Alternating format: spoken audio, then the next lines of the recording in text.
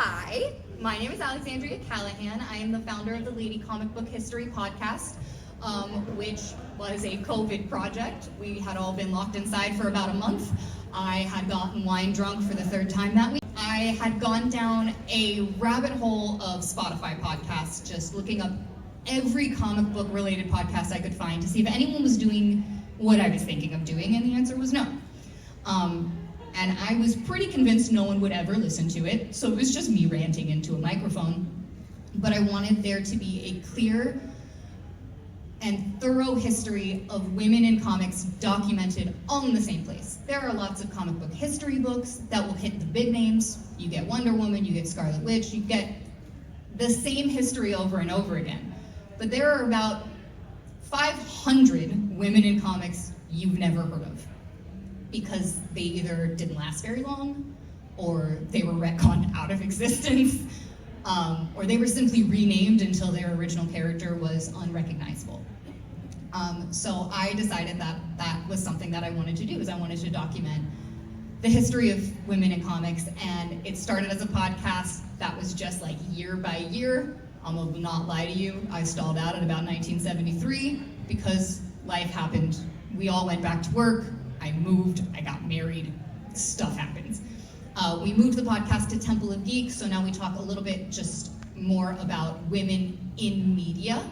So I've got House of the Dragon episode, and talk about female friendships and the way women are portrayed on screen. But my heart is still in comics, so I'm currently working on the book version of Lady Comic Book History, which offers more philosophical, sociological, psychological context for what we're analyzing, because media doesn't happen in a vacuum. Everything you consume fundamentally affects who you are and how you interact with the world around you. So it is important to point out the things that are harmful in comics. The journey of women in comics has been a little rough, so that we don't keep making the same mistakes, and so that we're not putting harmful things out into the world. So we're gonna start at the very beginning. I asked you guys a question. You guys gave me almost all the same answer. Someone came in with the right answer. One person came in with the right answer. I love that for you. Wonder Woman. We've all been told for years that Wonder Woman was the first female superhero in comics. It's in tons of history books. It's in several documentaries. It's how she's marketed. She was the first one. Unfortunately, that's not true. Sheena, Queen of the Jungle, predates her, good job, by 3 years. Sheena, Queen of the Jungle made her first appearance on the cover of Wags, which was a British magazine, in 1938. Later that same year, she came across the pond and debuted on the front of Jumbo Comics. That was her comic. Wasn't named for her yet, would be soon, but she was the first female superhero to ever appear on the cover of a comic book. It was retitled for her in 1941, which was when Wonder Woman came on the scene. Wonder Woman did get her first appearance and her first title in the same year. It moved very quickly, and that's why she's always pushed to the forefront, but Sheena was first by quite a bit of time. Sheena was essentially female Tarzan. She hung around with jungle animals, she wore a leopard skin dress. She was the protector of the jungle, essentially, is how her comics are framed. And she did have a love interest, because you can't have a female superhero without a love interest. What are they gonna do with their time? His name was Bob. Bob was a very simple man. They didn't put a lot of effort into it, okay? Bob was constantly the damsel in distress. He was the one getting himself in trouble with animals, with poachers, with hunters, with anybody. Bob was constantly walking into trouble, and Sheena was constantly saving him. Let's remember again that this is the 40s, and comics at this time, we'll pretend they're not still, but comics at this time were written for and marketed to only men. So how do we think having a female superhero constantly saving the man in the book went over? Not great. So how do we balance that out? Well, obviously, we give her huge boobs and make her hypersexual, because what else could they do, really? They had to balance her out, because the writers felt men would feel it was emasculating to always have a woman saving a man. That's just terrible. She still exists. Marvel owns her. She still has a title. It's not good. There are no real substance to her current stories. The art in her current stories is questionable. Her costume changes every panel. It's a little weird. I have scans later in this, so you can see. But Sheena was the first female superhero. Our other first leading lady, who also appeared in 1938, was Lois Lane. And we still all know about Lois Lane. She's in almost every adaptation Superman has. He is as closely tied to her as she is to him. Lois Lane made her first appearance in Action Comics #1, alongside Superman. And she was written to be the damsel in distress. She was there for Superman to save. Her only conflict was her fighting over Superman with Lana Lang. That was the whole point of those two women for like 30 years, was fighting over Superman and Clark Kent. She got her first solo strip, like a comic strip in an Action Comics, labeled Lois Lane, Girl Reporter. A grown woman with a career job labeled Girl Reporter. And if you'd like to follow along, I've got some fun statistics for you. This was from a study done in 2017, so I'm sure the numbers have changed a little bit, but let's be honest, not a lot. 28.5% of female characters are given gendered titles. Girl, lady, woman. They're given a gendered moniker.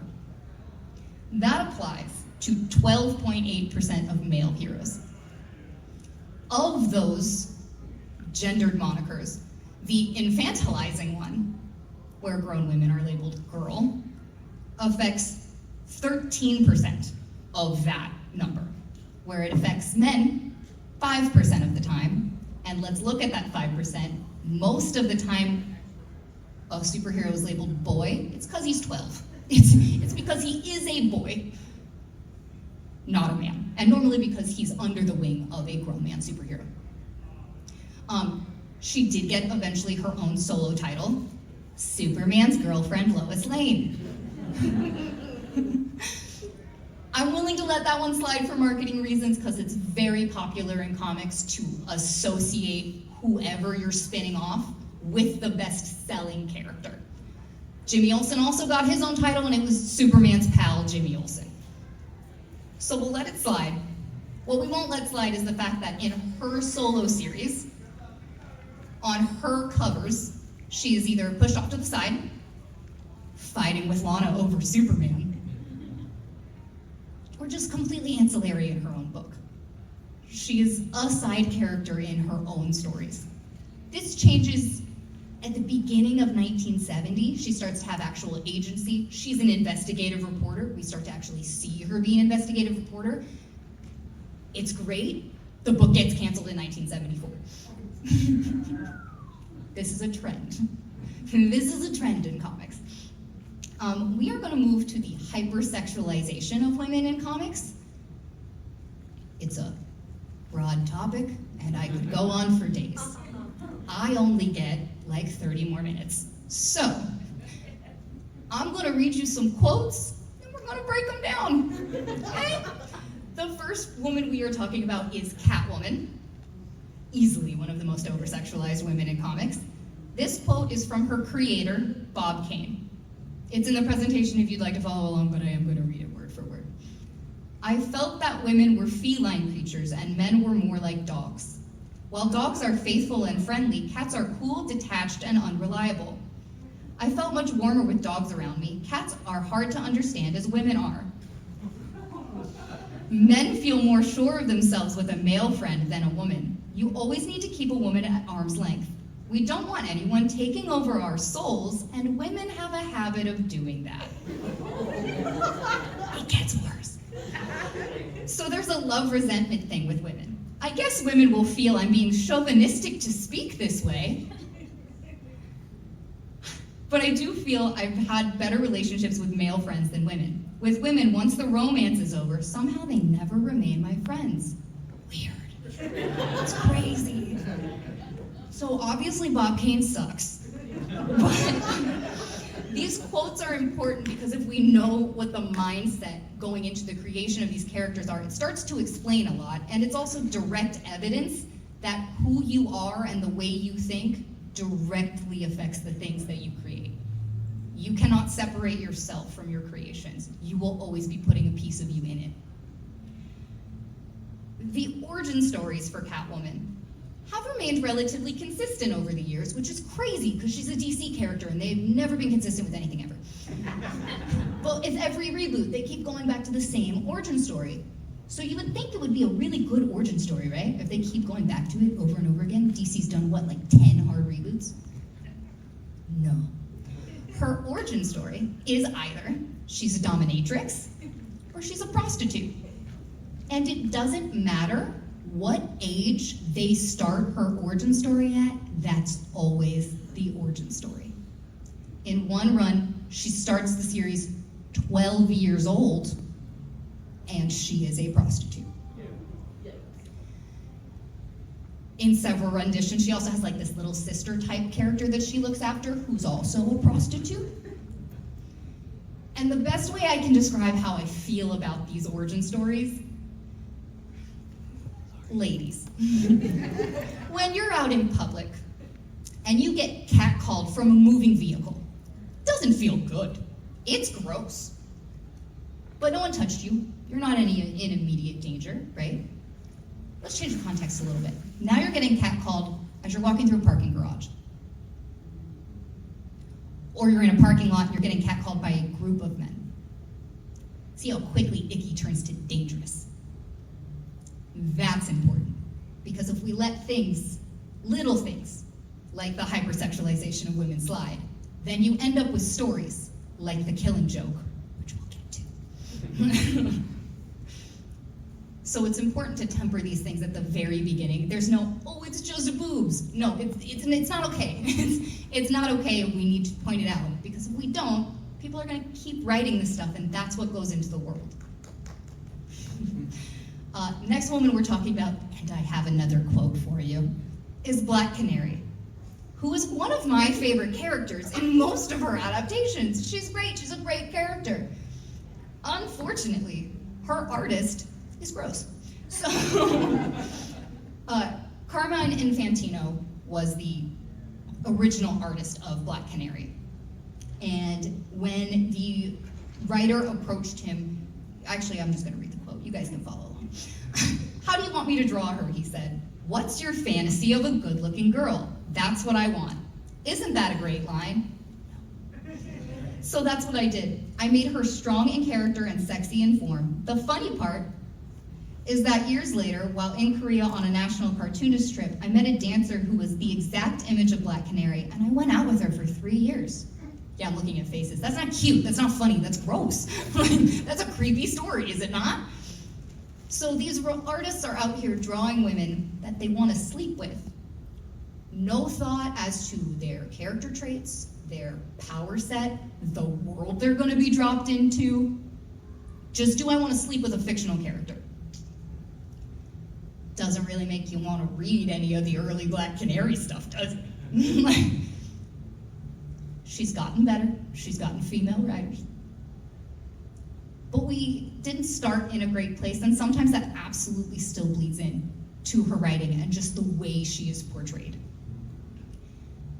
Now, we certainly can't talk about hypersexualization in comics without talking about Power Girl, the boob window. How did that happen? Well, Wally Wood was the original artist for Power Girl, and he was convinced that the editors were not paying attention to him. They weren't watching or correcting anything that he did, so he just kept making her boobs bigger. After 7 issues, someone goes, hey, what's with the boobs? And then they never fixed it. It's just been like that now for decades. The boob window was closed exactly one time when DC finally got a female editor, and she's like, hey guys, no, and closed it, and then the second it reverted back to a male editor, we went back to the original costume. It's just something that happens. Okay, I promised we were going to talk about the Killing Joke. I timed this yesterday and I went way over, so we're going to do it now because I think it's important, and then we'll get to the rest of my stuff, okay? This is the dangerous part of not fixing the little things that are wrong in comics. Show of hands, does anyone know what the Killing Joke is? Okay. It is a one-shot written by Alan Moore focusing on the Joker. I've practiced this presentation and I've given this exact rant about 1,000 times. I will never be able to practice the anger out. I'm so sorry. I promise not to yell into the mic. Alan Moore took Barbara Gordon, who was at the time one of the Batgirls. She was on a rotating. She was sometimes Batgirl, sometimes she wasn't. It depends who was writing Batman at the time. No, go ahead, correct me. They had already retired her as Batgirl. Great. Batgirl special because they planned to write the Killing Joke. So perfect, thank you. The previous Batgirl, Beck Kane, hadn't appeared in like 2 decades. So Great. She was consistently Batgirl until they retired her for the Killing Joke. Thank you very much. Yes? So I see a pattern, is it all DC? No, I've got problems with Marvel too. We just haven't gotten to me talking about the overpowered woman trope. I'm so sorry. It does feel like that. It feels like that when you're researching it too. The Killing Joke was written by Alan Moore, who had no intentions. He had no intentions with this book other than shock factor. He has said since he regrets writing it. He was not saying anything profound. He has even said someone should have reined him in, which was the job of editor Len Wein, who, when asked by Moore how he felt about paralyzing Barbara Gordon, he said, cripple the bitch.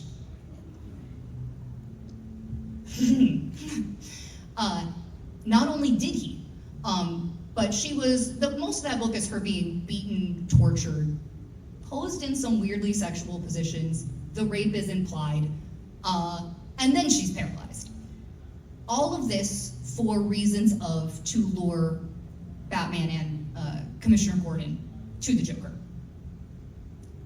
Which, can anybody tell me what trope that fits? We haven't talked about it yet. Fridging! She was absolutely fridged. It is one of the most abhorrent stories written, ever, in any media. And what's worse is there are about 8,000 think pieces and video essays on YouTube as to why it's the most profound thing and why it's so good and why it's a cultural milestone and why every comic book reader should read it. I'm gonna tell you it's my litmus test for whether I'm gonna be around a person or not. If someone tells me they liked The Killing Joke, we don't talk. I'm gonna assume you're not a safe person to be around. That's how bad this book is. Do not recommend. Please do not go read it. The other story, I have two stories that are just the worst ever written. One of them's Marvel, so it's okay. Spreading the love. The second worst story ever written in comics is referred to by fans only as the rape of Miss Marvel. Carol Danvers, the fast-forwarded version of this is that a villain came to Earth, impregnates Miss Marvel against her will. I do believe they use the word violated in the book. She gives, at this point, by the way, it was established that Carol Danvers did not want to ever have kids. Just to be clear, all of the layers of gross that go into this story. Impregnated, gives birth. The son she just gives birth to grows up into the villain that impregnated her, tells her what happens, takes her off-world, she goes to live with him, and all the Avengers are like, yay, go get married, have fun. Yeah, physical recoils. Now again, stories and characters change hands in comics so often. When we talk about what's canon, it's really up for grabs. Things have been retconned and re-retconned over and over and over and over again. But the fact that Gail Simone and the other writers of Birds of Prey made Barbara Oracle doesn't take away from the fact that the Killing Joke exists. It doesn't take away from the thousands of think pieces that exist and the idiots that made them. These are truly harmful stories that were put out into the world, and then certain factions of the comic book community glommed onto and uses it as justification for why women don't belong in this space. I will say it was Kim Yale and her husband that made her Oracle, and Kim Yale was a disabled woman who was Yes. dying of cancer. Yes, and that, the other controversial thing that goes with, but poor Barbara Gordon's been through a lot. After they made her Oracle, she was phenomenal. Everyone loved her as Oracle. Birds of Prey was an extremely popular book. It's great. And then DC reboots again. Who's to say how many times it was at this point? 3 at this point. And they made her Batgirl again. By making her walk, they retconned the fact that she was paralyzed. It's worse than retcon. She was paralyzed, Yes. and then they made a. Oh yes, I'm sorry. They made a chip. They healed her. Yeah. Because that's what disabled people who finally found representation in a powerful character want to read. That she was magically healed, and now she can be Batman's sidekick again instead of the leader of her own all-female team. I'm going on a rant. I can feel it. How much time I got left? You got it. You're halfway. I'm halfway. Oh my god, I'm doing so good. Great. We get to talk about tropes, guys. Okay. The overpowered woman trope. This doesn't have an official name. This is what I deemed it a few years ago. It has very specific requirements, and that is why this is not a trope that disproportionately affects women. It only affects women. There is not a single male character this trope applies to. Okay, are we ready? Rule number 1, character must be overpowered, and that must be acknowledged in fiction by the characters. They're not gonna say the word overpowered, but you know what I mean. 2, the over part of their power set is not inherent to them. It's recently acquired by something. In Sue Storm's case, it was just like an alter ego and then she had access to greater, more power, whatever. Number 3, power, that over part of their power is also tied to being either mentally or emotionally unstable. This is also often acknowledged in fiction. I'm sure you're all thinking about which superheroes this applies to right now. And number 4, this is the most important. It kind of goes hand in hand with fridging. When they are returned to their stable state, they either lose access to all this power, they lose their powers completely, or they die. Can anyone think of a man that is ever applied to? What do you got? So I have an example of a woman character. Yeah, give it to me. Jean Grey. Yes, you caught it. That is the first character we're talking about, girly. Jean Grey, one of everyone's favorites. Dark Phoenix, Phoenix Force, White Phoenix. She's got a lot of Phoenix associations. Before all that, in the original Phoenix saga, the writers wanted to write a cosmic character. They wanted a character that was overpowered. Then when they did that, they didn't know what to do with her. So they killed her. And the justification for killing her at the end of the Phoenix saga was, oh, she just killed so many people. There needed to be retribution for that. Now, I can name the top 5 kill counts in the Marvel Universe, and none of them are women. So can you go ahead and think of a man that was killed off because he had just done so many bad things? No, because it doesn't exist. It only applies to women. And it applies to women in this other sense also. You'll get a little sneak peek of my book right now. Called care ethics is something that seems to apply only to women comic books. Care ethics at its core is just, you are willing to essentially sacrifice yourself for the greater good. It should apply to most superheroes, right? All of them, hopefully. That's the point of them. But in the sense of how it is applied in comic books, the people that sacrifice themselves because they have just done so many bad things. Again, only women. In fact, it just happened on screen in Multiverse of Madness to Wanda. This woman can teleport. You're telling me a building is falling on her? She can shape and reshape reality. You're telling me a building is collapsing and she just goes, I just gotta go with it. Who? What? Because she had just done so many bad things. Okay. Sure. The other thing that, the overpowered woman trope when we talk about Wanda, let's talk about House of M. One of my actual favorite runs is House of M. Again, fast-forwarded version, go read some comics. Fast-forwarded version, Wanda's powers are getting out of control, and the Avengers and the X-Men all join together to figure out how to stop her.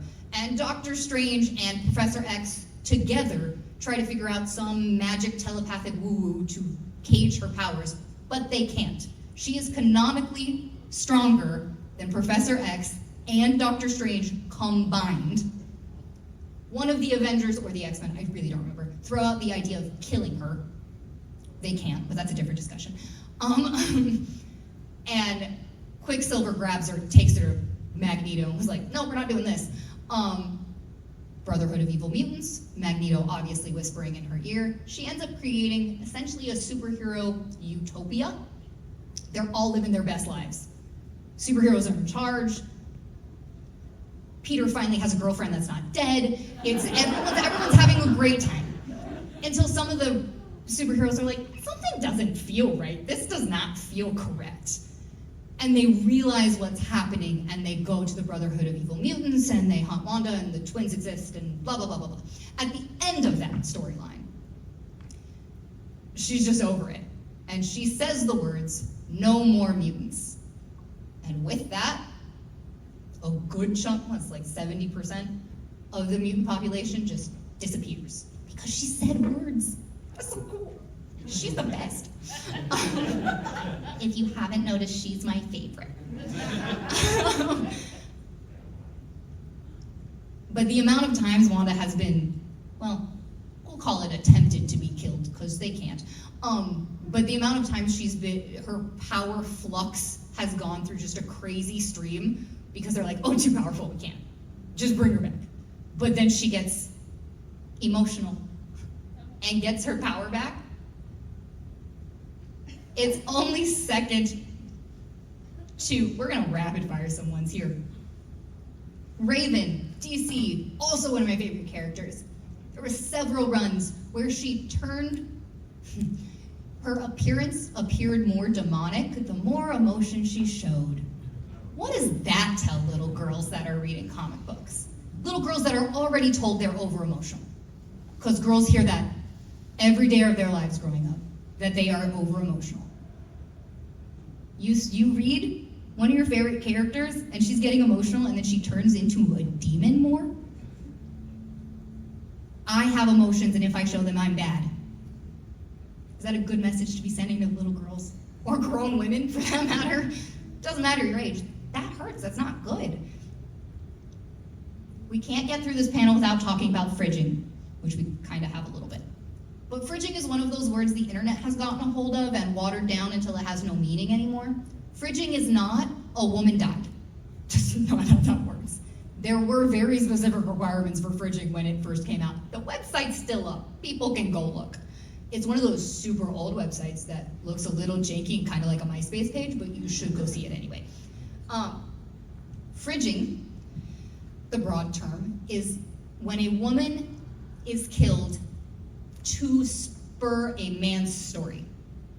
Another character's story, really. It doesn't need to be a man. It is always, but it doesn't have to be. Worse if this woman has literally just been introduced to die. Like, you might know her name, but you don't know anything about her. She doesn't have a storyline. She doesn't have a personality. She's just there to die. So the main character gets to go on a revenge quest. Obviously, we can all think about real-world examples for this in live action, all over the place. Anyone here watch The Boys? That's what that the literal opening scene is satirizing is fridging. That whole, Huey's whole first season. When we talk about fridging, sometimes fridging can be done retroactively. At the end of Deadpool 2, they bring back Vanessa. I was like, great. We're not gonna know if that was fridging though until I see the next movie.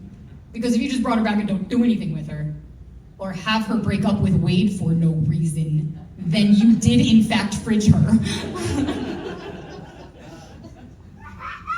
He's not listening to me. Fridging occurs way too often. And so when I was first doing this podcast and going on these rants, I would have to stop and pause because it was making me so angry that I would run into my dad's room and immediately give him the rant I was going to do on the podcast. And several times he goes, "You are getting too worked up over things that happened way before you were born. You need to calm down. And you need to recognize how far you've come." He said that to me at Comic-Con again 2 years ago. What happened 2 years ago? What came out 2 years ago? Secret Invasion, perhaps? Where we fridged Maria Hill? In the same year that the new run of Spider-Man came out, and we fridged Kamala Khan. So on page, on screen, how far have we actually come? Hypersexualization of women? Definitely still happening. Fridging? Definitely still happening. So we started in 1938. We're in 2025, and nothing's changed. Except for there are now more women characters for them to hypersexualize and fridge. It's not the win we think it is. I'm calming myself down. Do you see myself calming myself down?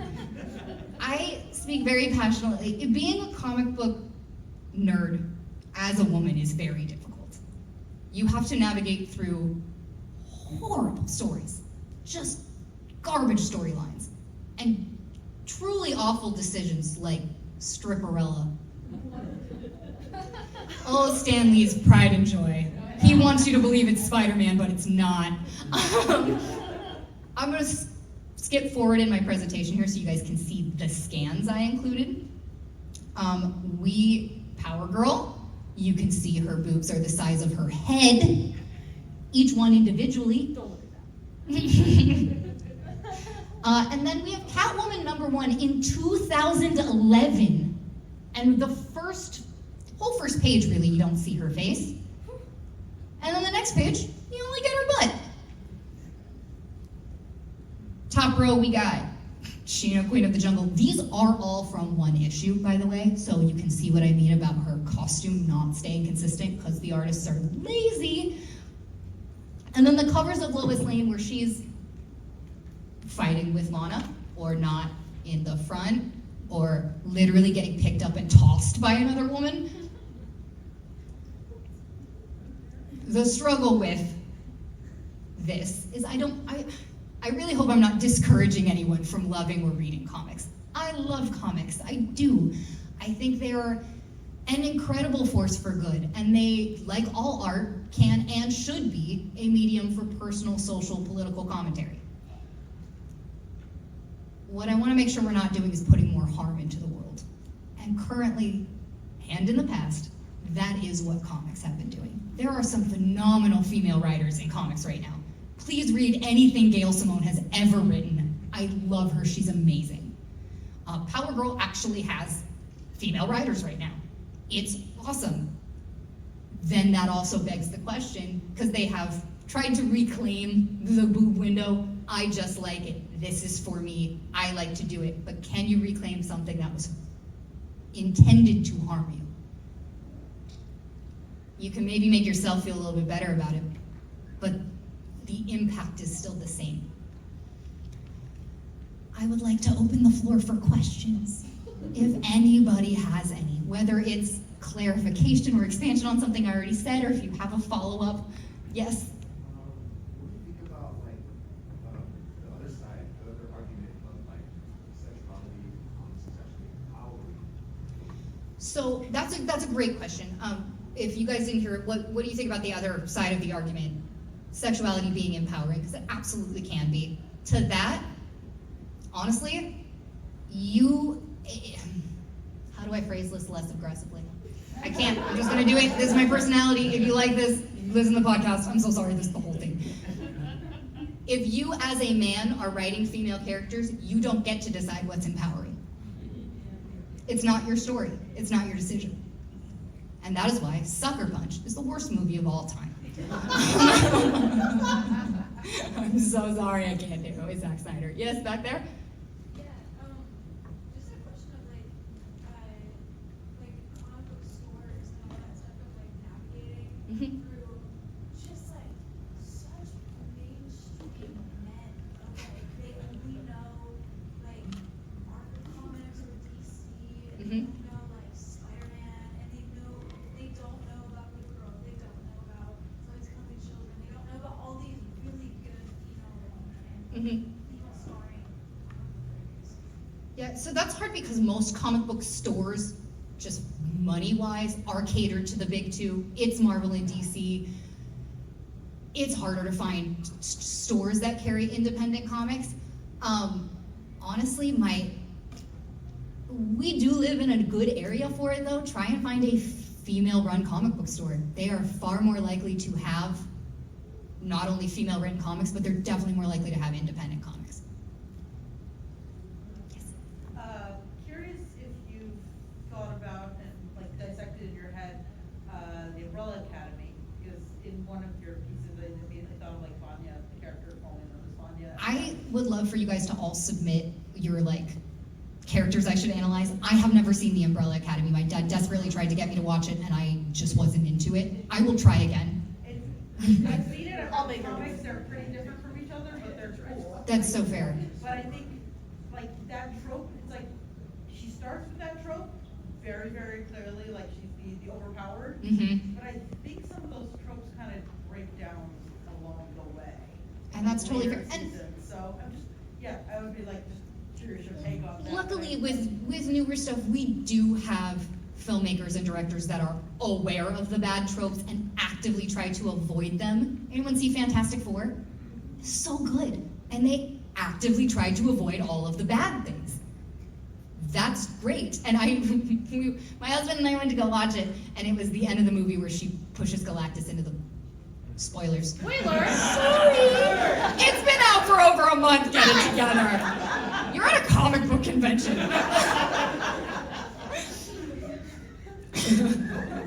Oh, sorry! Sue saves the day, I don't care. But then she dies, and I looked at my husband and he could see the anger building. And I went, they've been doing so good, I swear to God, if they F this in the last 5 minutes.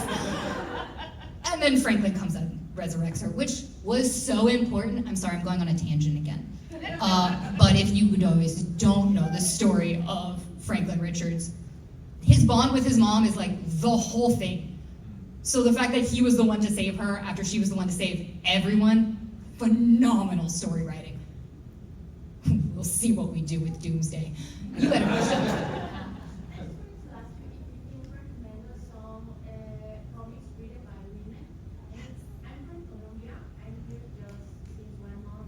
Oh, awesome.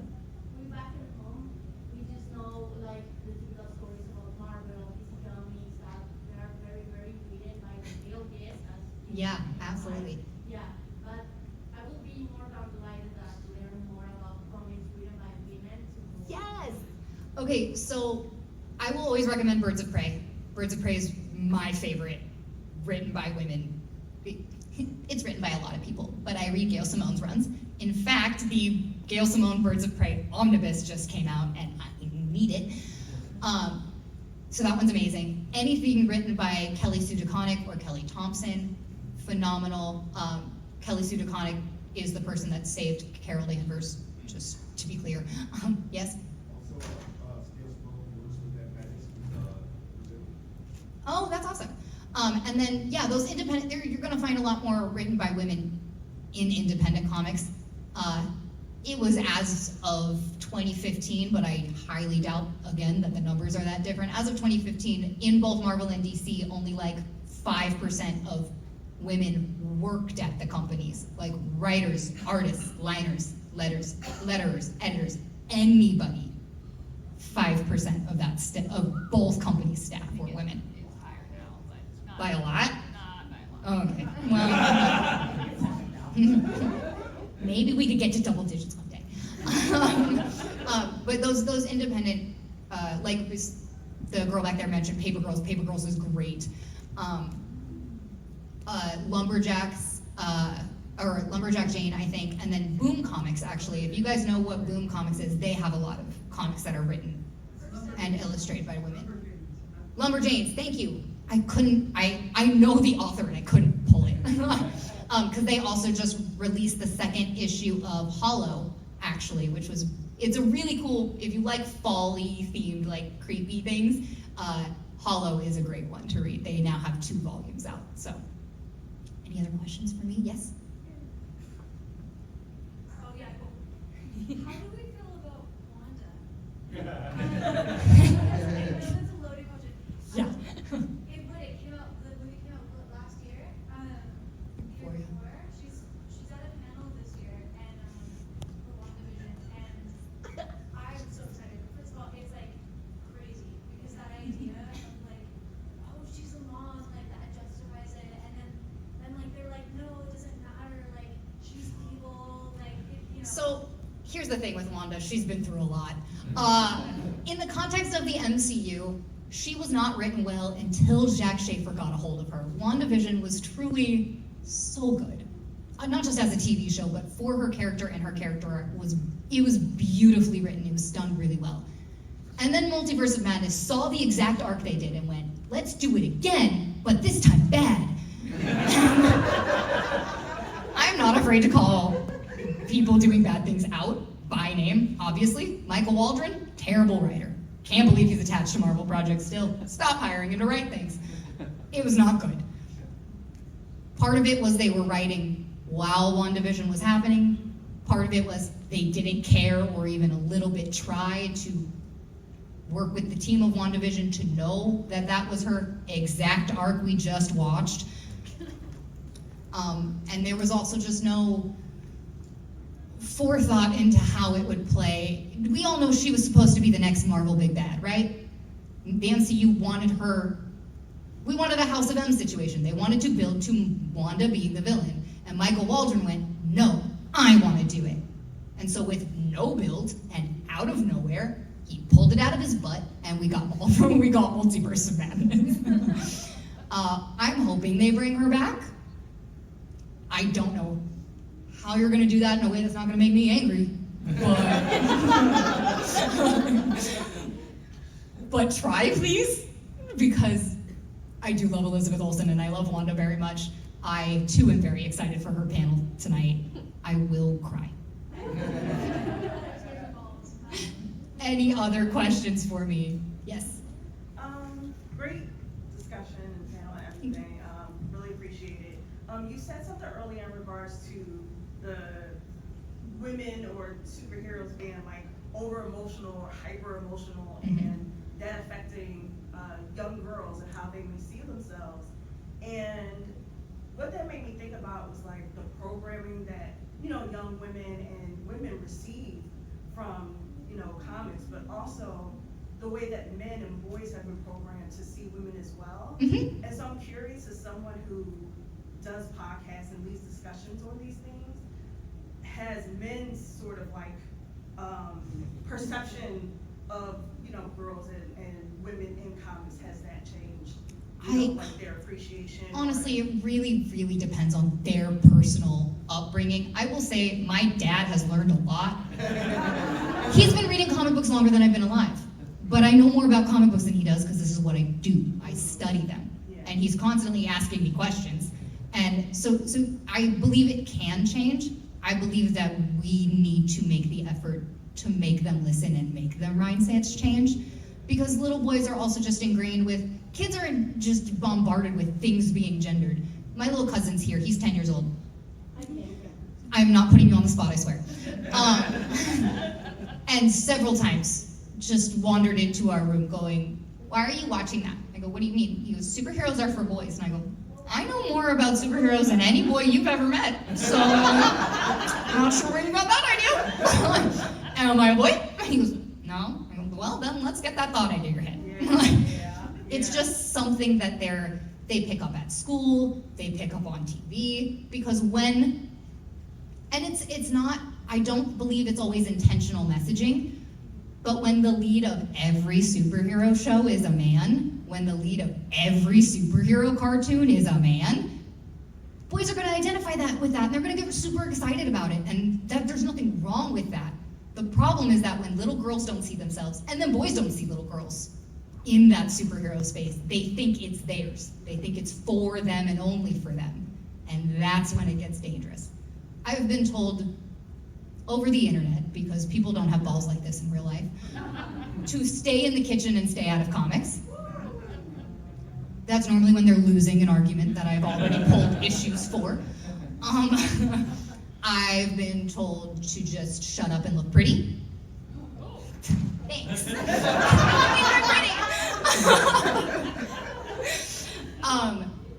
It's a hard space, especially on the internet, for women to exist.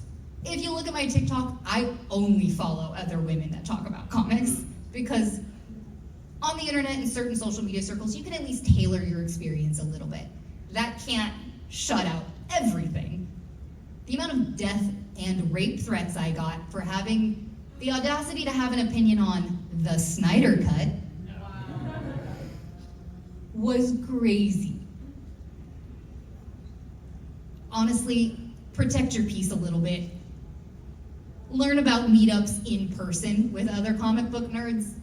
I highly recommend staying off the internet for that, unless it's listening to my podcast or following me on TikTok, then it's fine. I am writing the book. It will be done by the end of the year, she said, if she can get her shit together. I have QR codes up here. Daddy, can you come pass these out? That will lead you to the first chapter.